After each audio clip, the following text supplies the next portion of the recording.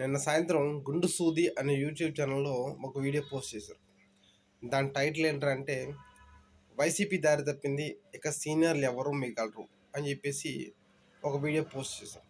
అది చూస్తే ఆ శ్రీనివాస్ గారు బాధ ఏంట్రా అంటే, ఈ మధ్యన వైసీపీ మాజీ ఎమ్మెల్యేలు, మాజీ మంత్రులు చంద్రబాబు నాయుడు, లోకేష్‌ని సింగిల్ ఓట్‌తో పిలవడం,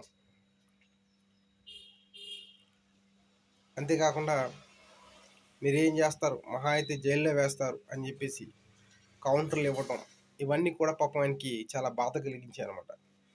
సో ఈ వీడియో చేసి వైసీపీ వాళ్ళని కొంచెం టెన్షన్ పెడదామని చెప్పేసి ఆయన వీడియో చేయడం జరిగింది.